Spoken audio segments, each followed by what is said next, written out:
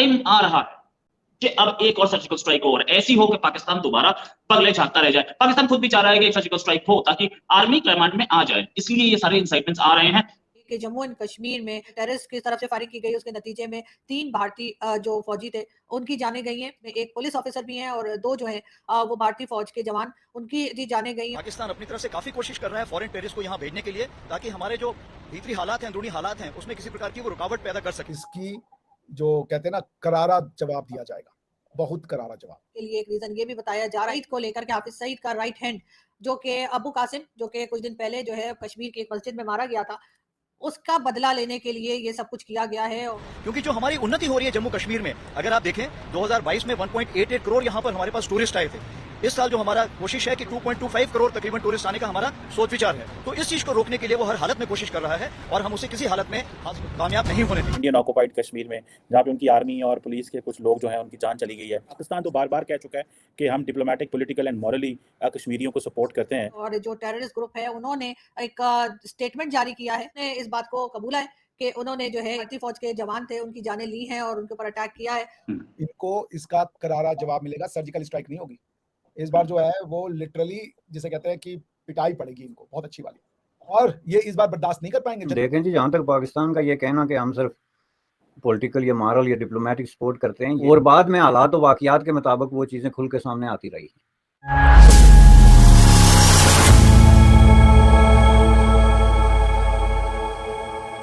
नमस्कार दोस्तों, जम्मू कश्मीर के अनंतनाग से बड़ी खबर आ रही है। दक्षिण कश्मीर के अनंतनाग जिले में सर्च ऑपरेशन के दौरान आतंकियों ने सुरक्षा बलों पर हमला कर दिया। इस मुठभेड़ में सेना के 2 अफसर और 1 पुलिस अधिकारी शहीद हो गए।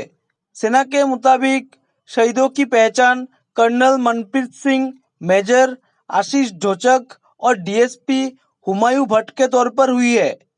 अनंतनाग के साथ ही राजौरी में भी कल रात से एनकाउंटर चल रहा था। यह अब ऑपरेशन खत्म हो गया है।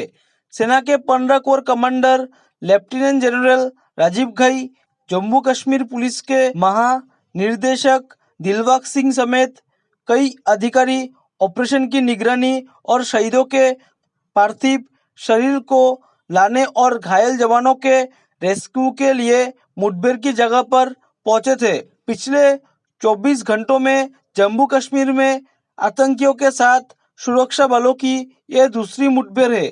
इससे पहले राजौरी जिले में आतंकवादियों के साथ मुठभेड़ के दौरान कार्रवाई में सेना के 1 जवान शहीद हो गए, जबकि 3 जवान जख्मी हुए थे। इस मुठभेड़ में सुरक्षा बलों ने 2 आतंकियों को भी मार गिराया। अब अनंतनाग इनकाउंटर के बाद पाकिस्तान को सर्जिकल स्ट्राइक का डर सताने लगा है। चलिए दोस्तों, इसी पर आगे पाकिस्तानी मीडिया के रिएक्शन देखते हैं। कश्मीर के अंदर, इंडियन ऑक्युपाइड कश्मीर में जहाँ पे उनकी आर्मी और पुलिस के कुछ लोग जो हैं उनकी जान चली गई है। पाकिस्तान तो बार बार कह चुका है कि हम डिप्लोमेटिक, पॉलिटिकल एंड मॉरली कश्मीरियों को सपोर्ट करते हैं। तो ये आपको इसको कैसे देखते हैं, जिसमें ये जो क्वेश्चन है कि पुलिस वाले और कुछ जो लॉ इन्फोर्समेंट के लोग हैं उनका ये जान जाना, what do you make of that?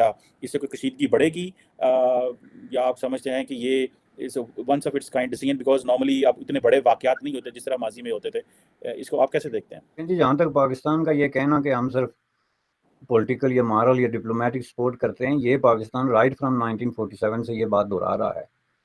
और इस 70 सालों में वहाँ पे जितने बड़े बड़े वाकयात हुए हैं मिलिटेंसी के, यहाँ तक कि जो खुफिया किस्म के ऑपरेशन हुए हैं बेशुमार, जिस पे हमने वक्तन फ़क्तन बातें की, जैसे ऑपरेशन जिब्राल्टर है या इस तरह के मशहूर किस्म के ऑपरेशन हैं, उन सब से पाकिस्तान हमेशा डिनाई करता रहा है। और बाद में हालात और वाकयात के मुताबिक वो चीज़ें खुल के सामने आती रही। मैं बारहा इस बात की ये बात कर चुका हूँ कि ये जो मिलिटेंसी में कमी डेफिनेटली ज़रूर आई है, लेकिन अब भी पाकिस्तान के ज़ेरे इंतज़ाम कश्मीर में आपने बहुत सारे ऐसे वाकयात अखबारात में रिपोर्ट होते देखे होंगे कि जहाँ पे लोकल सतह पे लोगों को ट्रेन करने की, जो मिलिटेंट कैंप्स में पकड़े गए, गिरफ्तार किए गए, कि आप ये नहीं कह सकते कि आपकी जो ऑर्गेनाइजेशन जो उस वक्त मिलिटेंसी में इन्वॉल्व थी अक्रॉस द बॉर्डर, वो अब भी अगर उस इलाके में यानी पाकिस्तान के ज़ेर इंतज़ाम इलाका जो है उसमें ओपनली ऑपरेट करती हैं, चंदे करते हैं, और उन्होंने नए नामों से अपने आप को रजिस्टर भी करा लिया है, जिसका हर आदमी को पता है। Is a small place, small town, तो वहाँ पे कोई वाक़या आप दूसरे आदमी से छुपा ही नहीं सकते। तो वहाँ पे ये 3-4 जो ऑर्गेनाइजेशन थी, जामियतुद दावा और लश्कर और इस तरह की, उन्होंने नए नाम के साथ अपने आप को बाकायदा as a political party register करा लिया, और उसकी पूरी की पूरी क़यादत जो है सेंट्रल कमेटियाँ और उनके सरबराह और दूसरा तीसरा वो लोग हैं। अब जब आप इस तरह की सिचुएशन क्रिएट करेंगे तो आप ये कहें कि नहीं जी हम तो मिलिटेंसी की सपोर्ट ही नहीं कर रहे, हम तो मॉरल और डिप्लोमेटिक सपोर्ट कर रहे हैं, तो फिर आपको चाहिए कि आप खुल के सामने आएं और इन चीज़ों पे काबू पाएं। उन्होंने फ्रंट से लीड किया था। भारतीय सेना की एक खूबी ये है कि ये नहीं करते कि सिपाहियों को या नॉन कमीशन जो अफसर होते हैं, हवलदार सूबेदार, इनको आगे करें, ये खुद आगे जाते हैं और फ्रंट से लीड करते हैं। जाहिर है अभी इनकी शहादतें जो है वो कभी भी फरामोश नहीं की जा सकती, और ये हमारे देश के हीरो हैं। सबसे पहले तो ये हिंदुस्तान के हीरो हैं, उसके बाद ये जम्मू कश्मीर के भी हीरो हैं, क्योंकि ये जम्मू कश्मीर के अंदर जो मुसलसल पाकिस्तान का आतंक है उसके खात्मे की लड़ाई लड़ते हुए इन्होंने जाम शहादत नोश किया। मैं सिर्फ इस वक्त ये कहूँगा कि इस वक्त जो है मेरी अपनी जो कैफियत है वो ये है कि मैं चाहता हूं कि मैं वहां पे हूं फ्रंट लाइन पे, मेरे हाथ में बंदूक हो, मैं खुद इन आतंकवादियों के खिलाफ जो है वो इस जंग का हिस्सा बनूं। और ये कोई डायलॉग नहीं है। देखिए पाकिस्तान के जो ये करतूत हैं इसके लिए मकामी सहूलतकारों को इस्तेमाल किया जाता है, जिसको हम स्लीपर सेल कहते हैं। जिन लोगों के दिमाग पॉइजन किए हुए हैं, 1-2 जो है वो वहां से भेज देते हैं और वो स्लीपर सेल में आकर छुप जाते हैं। इसलिए मैं ये कहता हूं कि ये लड़ाई जो है इसके लिए सिर्फ राष्ट्रीय राइफल्स पे, पुलिस पे और CPRF जो है इस पर हमें जो है वो नहीं रुकना चाहिए, बल्कि जम्मू कश्मीर के बच्चे को, हर मर्द और औरत को जो है वो इस आतंक के खिलाफ लड़ने के लिए खुद को तैयार करना चाहिए। जहां भी ये सांप सर उठाए वहां पे पुलिस का इंतजार न किया जाए, राष्ट्रीय राइफल्स का इंतजार न किया जाए, अवाम निकले, अवाम इनके सर कुचले, क्योंकि ये जम्मू कश्मीर की खुशहाली के खिलाफ हैं। ये जम्मू कश्मीर में परपेचुअल जो है वो डिसऑर्डर और लॉ एंड ऑर्डर की जो सिचुएशन है उसमें ये थ्राइव करते हैं, और इनका मकसद ये है कि जम्मू कश्मीर के अंदर जो है वो अमन बहाल ना हो। लिहाजा एक तो मैं ये कहूंगा कि जम्मू कश्मीर के जितनी सिविलियन आबादी है वो भी अब इन लोगों के खिलाफ जो है वो उठ खड़ी होनी चाहिए।